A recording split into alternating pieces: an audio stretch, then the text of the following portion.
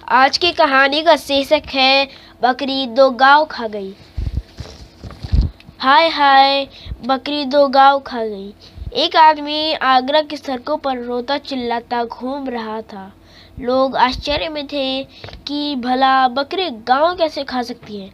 आखिर यह खबर बादशाह अकबर तक पहुंची। बादशाह ने उसे दरबार में बुलाया। उन्होंने उस आदमी को देखते ही पहचान लिया। बादशाह को याद आया कि वे कुछ समय पहले आगरा के पास किसी गांव में गए थे। वे बहुत थक गए थे। यह आदमी उन्हें वहां गन्ने के खेत में मिला। उन्होंने उससे कहा था, भाई थोड़ा गन्ने का रस पिला सकते हो? हाँ हाँ, आप बैठिए, मैं अभी लाया। अकबर एक पेड़ की छाया में बैठ गए। वह किसान के खेत में गया, एक गन्ना तोड़ा और एक बड़े लोटे में रस निकाल कर ले आया। अरे वाह, ऐसा रस तो हमने पहले कभी नहीं पिया। जी, और यह सिर्फ एक ही गन्ने का है क्या? एक गन्ने में इतना सारा रस? अकबर को आश्चर्य हुआ। मैं बिल्कुल सच कह रहा हूँ हुजूर, कमाल की बात है। ये हमारे जनाब, अगर उनकी नीयत ठीक ना हो तो गन्ना से रस ही ना निकले। अच्छा, कितना लगान देते हो?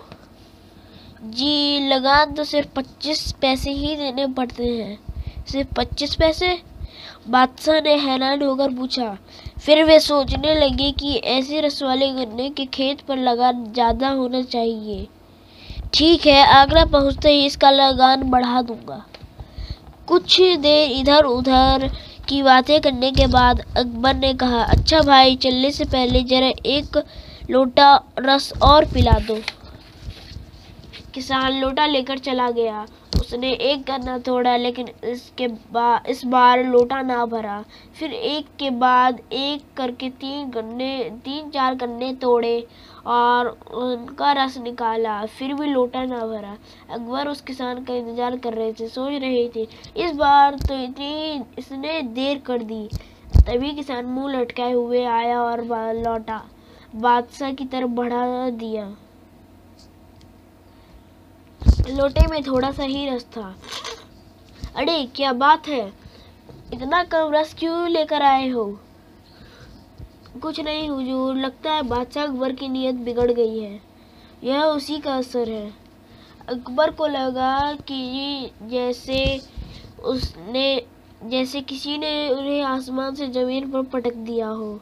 आदमी की नीयत में फर्क आने से क्या पेड़ पौधों पर भी असर पड़ता है? उन्हें लगा जैसे वह मामूली किसान के बादशाह को और आदमी की नीयत में फर्क आने से क्या पेड़ पौधों पर भी असर पड़ता है? उन्हें लगा जैसे वह मामूली किसान एक बादशाह को और छोटापन आदमी को कभी सुख नहीं बनाते। अकबर ने कहा, भाई तुम जानते हो मैं कौन हूँ? किसान संशय पूर्वक बादशाह की ओर देखने लगा। मैं बादशाह अकबर हूँ। किसान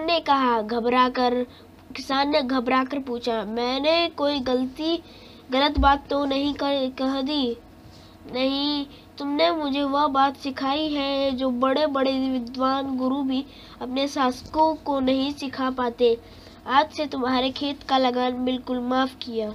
इस बार लोटा भरकर रस ले आओ। किसान फिर से खेत में, इस बार फिर से एक ही गन्ने में रस से लोटा भर गया। वह खुश होकर दौड़ा। उसने लोटा आगे बढ़ा दिया। अकबर ने रस पिया। फिर पीपल का एक पत्ता उठाकर बोले, हम इस पर तुम्हें 2 गांव देने का हुक्म लिख रहे हैं। कल आगरा आना और पक्का कागज लिखवा लेना। तुम्हारे खाने पीने का इंतजाम इन गांवों की आमदनी से हो जाएगा। किसान ने पीपल का पत्ता रख लिया। अकबर चले गए। किसान काम में लग गया। कुछ देर बाद वह पत्ते की बात ही भूल गया। किसान की बकरी आई और उस पत्ते को खा गई। जब किसान को उस पत्ते की याद आई तो उसने देखा कि पत्ता तो अपनी जगह पर नहीं है। वह रोने चिल्लाने लगा। अब भला उसे बादशाह कैसे पहचानेंगे?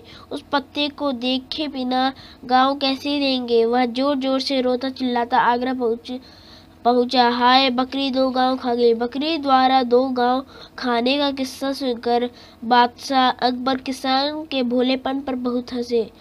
उन्होंने फिर उसे 2 गांव देने का हुक्म लिख कर दिया और जाते जाते सावधान किया, इस बार इन गांवों को बकरी से बचाना। सारा दरबार कह कहो से गूंज उठा। अगर आप